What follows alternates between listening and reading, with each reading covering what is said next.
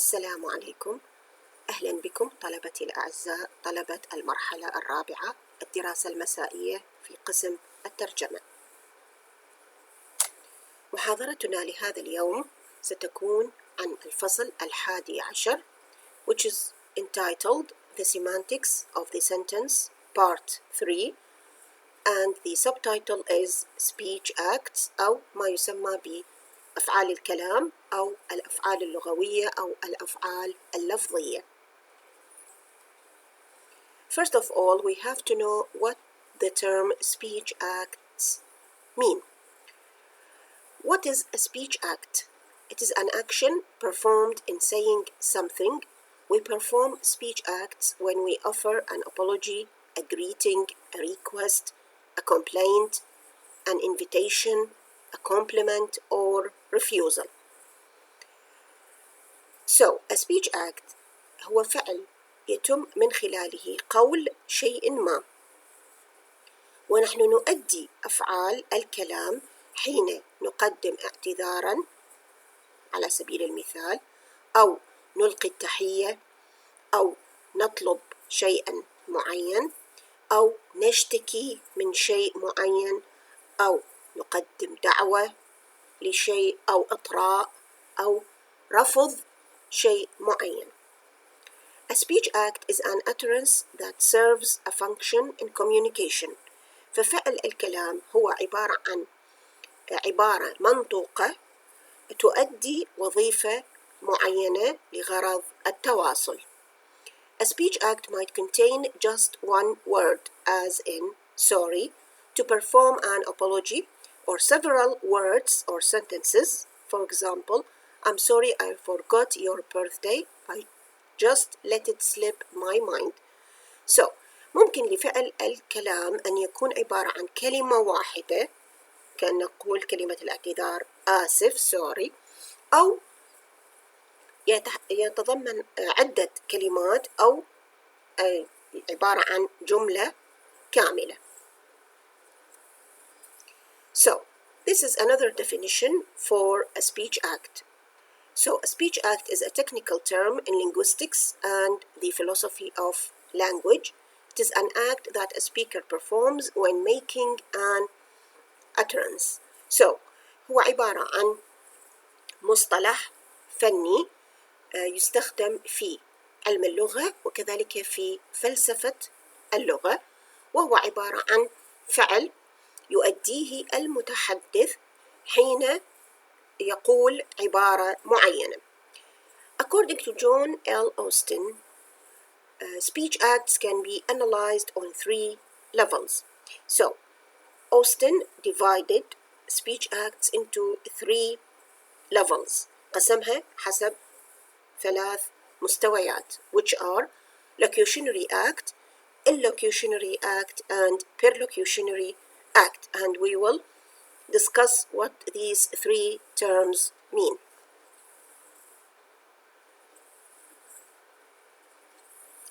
There are 3 types of speech acts, as we said.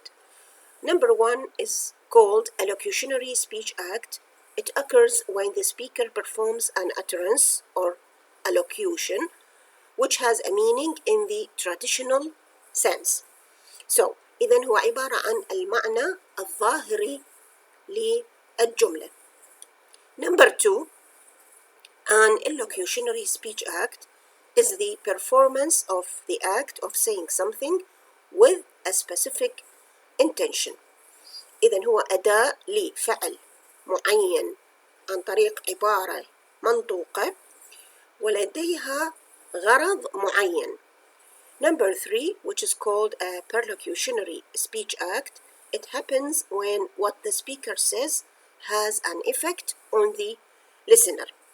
إذن هو التأثير الذي يحدثه المتكلم على المستمع أو المتلقي. So, the locutionary act is the act of saying something.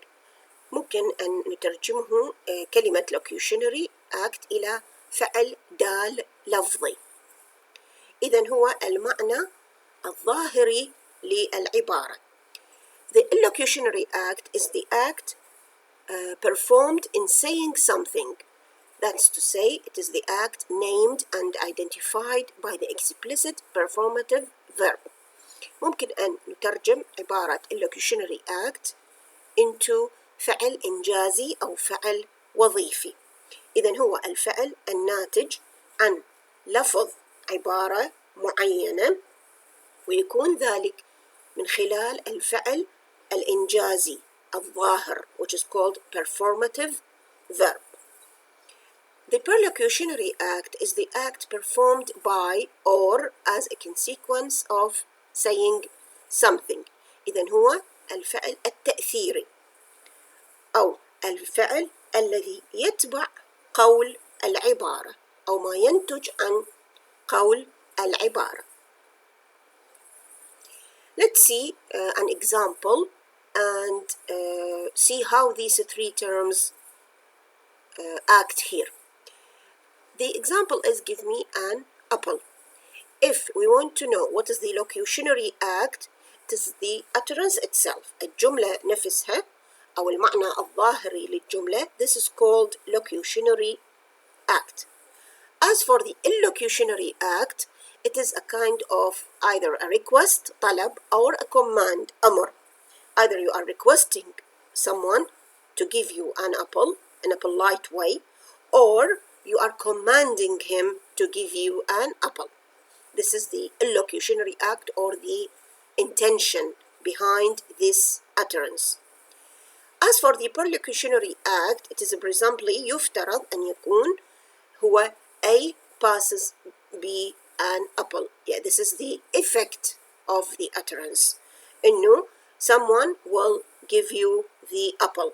This is the perlocutionary or the effect or the consequence of saying this utterance.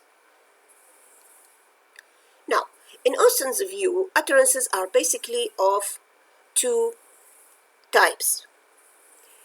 إذن من وجهة نظر أوستن العبارات تقسم أساساً إلى نوعين. The first type is called constitutive utterances أو هي عبارة عن عبارات خبرية ثابتة. As for the second type, it is called performative utterances or can be translated as عبارات أدائية, and we will define each of these two types. We start with the first type, which is constitutives or constitutive utterances. These are certain utterances which do not denote an action. They don't contain a performative verb that would direct the other party to perform an action. As Austin says, these constitutives are used only in descriptions and assertions. For example, somebody may say that the window is open. So, constitutives or constitutive utterances لا تعبر عن فعل معين ولا تحتوي على فعل أدائي يوجه من خلاله الطرف الثاني لأداء فعل معين. وتستخدم هذه العبارات بحسب رأي أوستن في العبارات الوصفية أو التوكيدية. وكما في المثال حين يقول the window is open. This is a constitutive utterance. It is either describing something or asserting something. These contain following characteristics. الconstitutives تمتاز بالتالي. Number 1, they describe or report something. تصف أو تخبرنا عن شيء معين. Number 2 are true or false. تكون صائبة أو خاطئة. Number 3, uttering a constitutive is just saying something. تستخدم فقط لقول شيء معين وليس لأدائه. As for the performatives, Austin argues that instead of saying something, a speaker may be doing something or be performing an action. This is called a performative.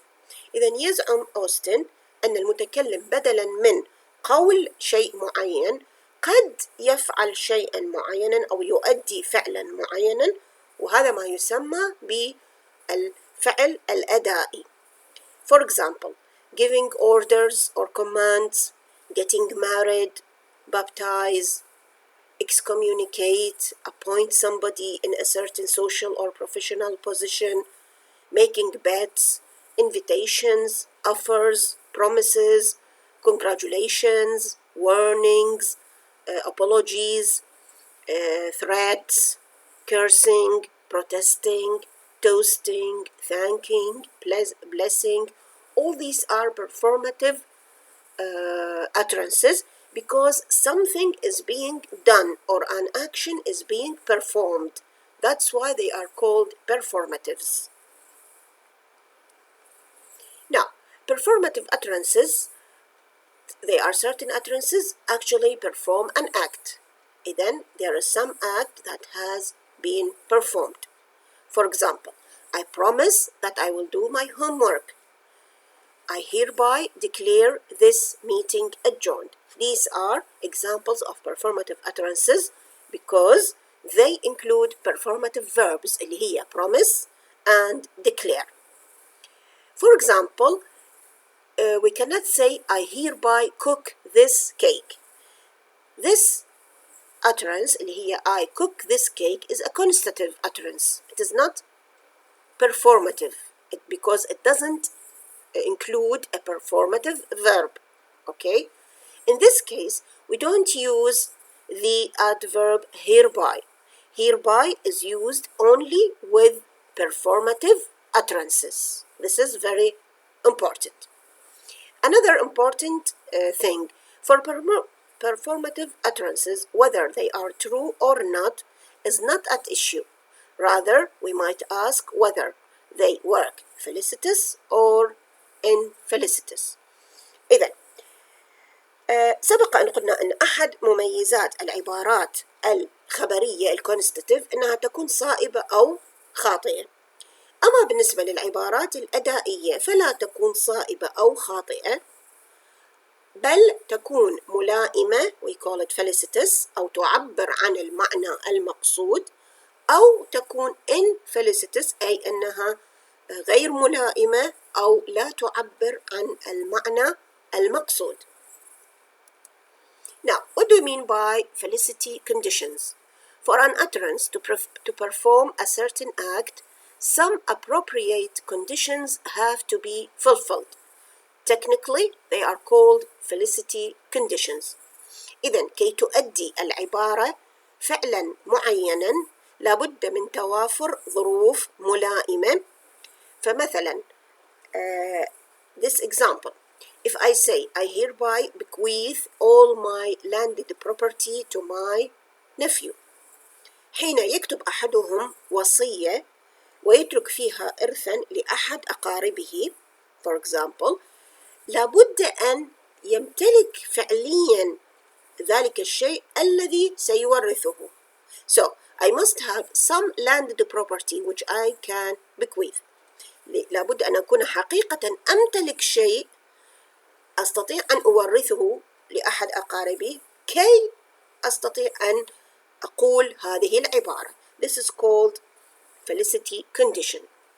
أو المثال الآخر, if I say I hereby declare war against, I must have the authority to declare war. حين يعلن أحدهم الحرب لابد أن يمتلك السلطة التي تؤهله لإعلان الحرب.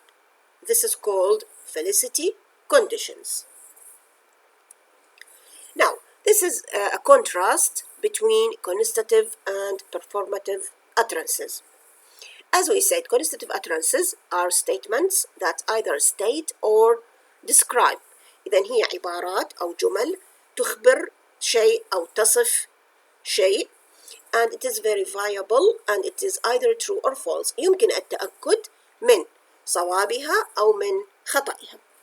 As for performative utterances, they are sentences that don't state a fact or describe a state.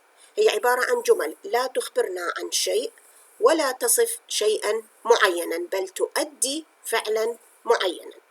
So it is used to perform an action, so it has no truth value and are not verifiable. تستخدم كما قلنا لأداء فعل معين، ولا يمكن التحقق من صوابها أو من خطئها، بل يمكن التحقق إن كانت ملائمة أم غير ملائمة. As you see here, there are examples of performative utterances and constative utterances. As we said before, performative utterances should include performative verbs. For example, I promise I will be there. This is performative because it has a performative verb which is promise. يقابلها في الconstative I will be there without a performative verb. Or I admit I was foolish. Admit is a performative verb, while constative I was foolish.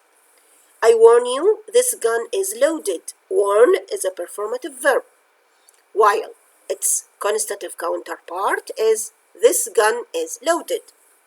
I apologize. Apologize is a performative verb.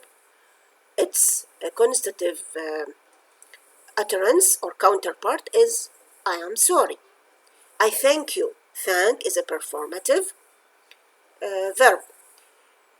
يقابلها في الconstative utterance I am very grateful.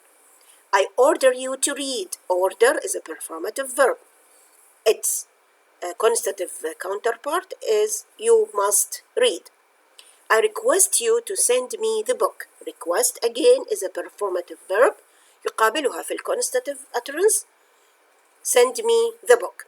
So as you see, with performative utterances, there should be a performative verb, while no performative verb is found in constative utterances. Now, Austin distinguishes between 5 families of speech acts characterized by the use of certain performative verbs. إذا قسم أوستن أفعال الكلام إلى 5 مجاميع تمتاز باستخدام أفعال أدائية معينة. These 5 families or groups are verdictives اللي هي أفعال الكلام الخاصة بإصدار الأحكام. Number 2 exercitives اللي هي أفعال الكلام الخاصة باتخاذ قرارات أو تنفيذ الأحكام. Number 3 commissives which are أفعال الكلام الخاصة بالإلزام أو التعهد. Number 4 behavatives أفعال الكلام السلوكية. And number 5 expositives اللي هي أفعال الكلام التوضيحية أو التفسيرية. And we will study them in detail. We will start with the first group, which is called verdictive utterances or verdictives. So, verdictives are speech acts in which the speaker makes an assessment or judgment about the acts of another, which is usually the addressee. إذن verdictives المتكلم يقيم أو يصدر أحكاما حول أفعال الطرف الثاني اللي هو عادة يكون المستمع أو المتلقي. Verbs used as verdictives include. You have to be clear here.